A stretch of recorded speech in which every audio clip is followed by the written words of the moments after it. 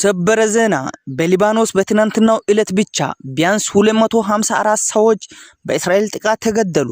የሊባኖስ ጠቅላይ ሚኒስትር ነዋፍ ሰላም የእስራኤልን የግድያ ማሽን ለማስቆም ሁሉንም የሊባኖስ ፖለቲካዊና ዲፕሎማሲያዊ ሀብቶች እያሰባሰቡ ባሉበት በዚህ ወቅት ሮብ ዕለት ብቻ ቢያንስ 254 ሰዎች ሲገደሉ ከ1165 በላይ በእስራኤል የጥቃት ማዕበል ቆስሏል።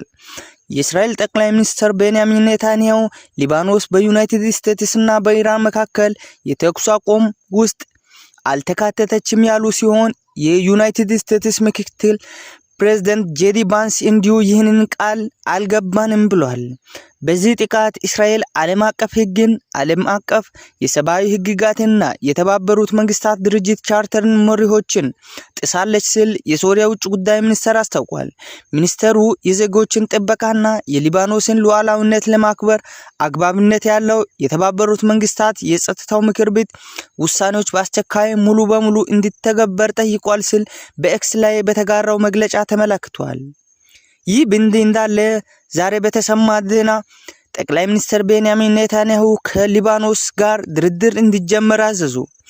እስራኤል ጠቅላይ ሚኒስትር ቤንያሚን ኔታንያሁና የሊባኖሱ ፕሬዝዳንት ጆሴፍ አውንስ የእስራኤሉ ጠቅላይ ሚኒስትር ሰራዊታቸው ከባድ ጥቃት እየፈጸመ ካሉበት ሊባኖስ ጋር ሚኒስትሮቻቸው ቀጥተኛ ንግግር እንዲጀምሩ ማዘዛቸውን አስታውቁ። ጠቅላይ ሚኒስትሩ በኤክስ ገጻቸው ላይ በዕብራይስጥ ቋንቋ ባሰፈሩ ጽሑፍ ከሊባኖስ በኩል ቀጥተኛ ድርድር እንዲደረግ ቀረበ ባሉት ተደጋጋሚ ጥሪ መሰረት ካቢኔያቸው ንግግሩን በአስቸኳይ እንዲጀምር መጠየቃቸውን ገልጿል። ኔታንያሁ ጨምሮም የሚደረገው ንግግር ሂዝቦላን ትጥቅ ማስፈታት እንዲሁም በሊባኖስና በእስራኤል መካከል ሰላማዊ ግንኙነት እንዲፈጠር ማድረግ ላይ የሚያተኩር ይሆናል ብሏል።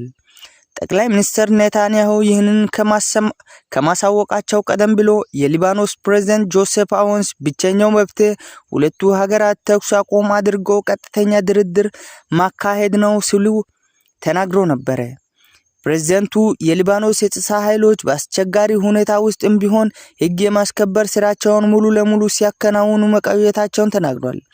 እስራኤል የኢራን አጋር የሆነውን የሊባኖስ ታጣቂ ቡድን ሂዝቦላን ኢላማ በማድረግ ከአንድ ወር በላይ ጥቃት እየፈጸመች ሲሆን እግረኛ ወታደሮቿንም በደቡባዊ ሊባኖስ አሰማርታለች።